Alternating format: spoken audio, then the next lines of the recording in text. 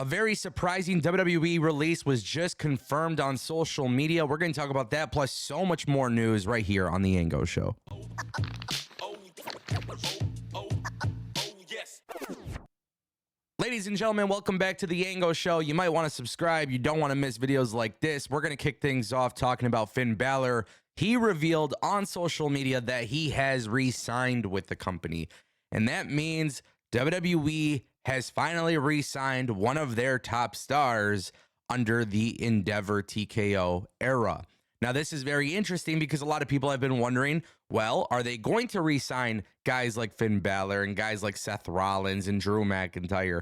You have Becky Lynch, who is becoming a free agent soon, but she just won the WWE World Women's title. So now you have to wonder exactly their play when it comes to re-signing their talent. Finn Balor revealed this on social media. He put out a very nice tweet, pretty much having, he got me in the first half of it.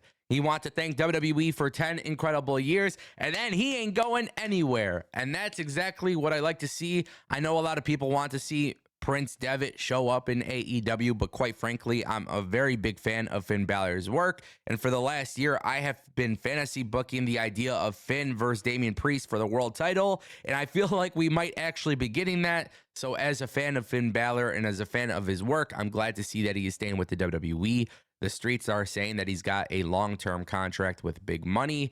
Obviously, Finn Balor staying with WWE, would it be cool to see him go to AEW? Of course. Would it be cool to see him go back to New Japan Pro Wrestling? Of course. But I just feel like some of his best work under WWE is currently happening right now. And I still think WWE hasn't scratched the surface. So Finn Balor is a lock for WWE. Really cool to see that. A lot more coming up on signings in just a little bit. I want to turn our attention to Baron Corbin because Baron Corbin is going to be in town for the WWE draft.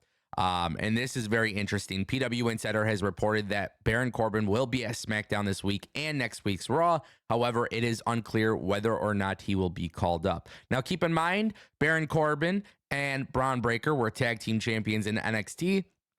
Strangely enough, I did not think it would work, and it did work. So that's me eating my own words. I actually kind of want to see them on the main roster together. Honestly, you got the tag team division going. You don't want to rush Baron Corbin or you don't want to rush Braun Breaker, either one of them. You don't want to rush them in a singles run and then they end up failing. So in my personal opinion, I think Baron Corbin getting called up and then reuniting with Braun Breaker could actually be a really good thing in the meantime. And then eventually they could break up. Braun Breaker becomes a Paul Heyman guy, that type of thing. But I'm actually excited about this. I think Baron Corbin has done a lot of tremendous work in NXT. I like the fact that he got back on track with his character and new music and new ideas came to life. And to me, that is a big thing. So I'm very happy about that. I think Baron Corbin on the main roster will be great. It doesn't necessarily mean he will be drafted, but also we don't know exactly how the draft will go. They're teasing that NXT is going to be the third brand in the draft. We'll see how it all pans out. Guys, we're talking about Finn Balor and AEW.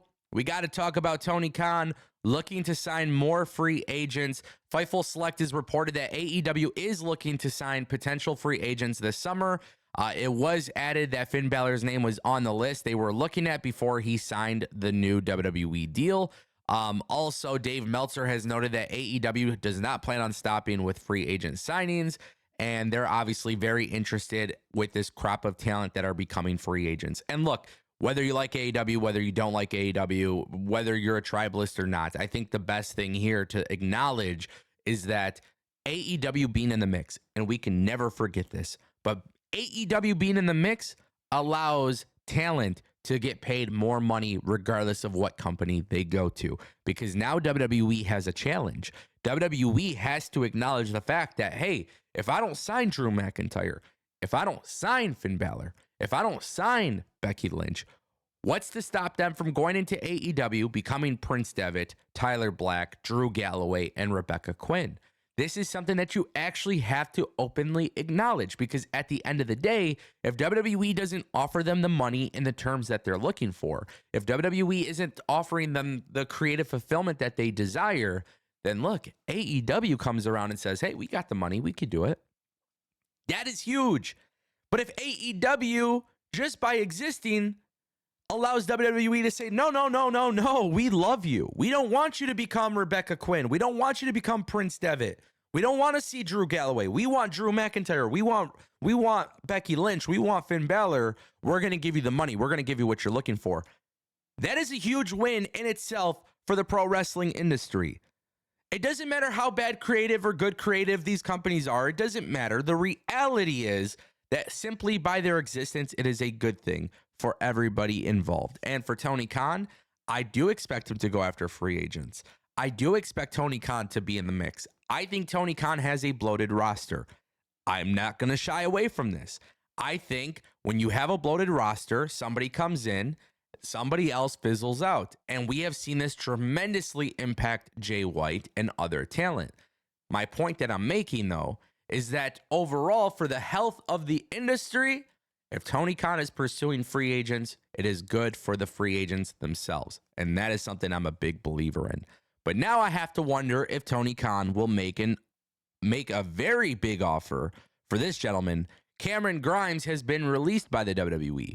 And it was a very sad video, honestly. Cameron Grimes came out, posted a video of him being vulnerable. He thanked the WWE for the last several years. He was very happy about being in WWE. He made mention of, in the past year, we may have not seen a lot of him, but he was doing everything in his possibilities to learn from others and to learn as much as possible. And, man, Trevor Lee, when he was in Impact Wrestling and he came to WWE NXT, they had something there, man. They had something there. I think people forget, but let me remind you that this kid was special. Still is special. But when he came to NXT, man, the stuff that he did with LA Knight, incredibly fun. And I loved it. And then when he got called up to the main roster, it was a different time period. Companies going through transitions. It's unfortunate.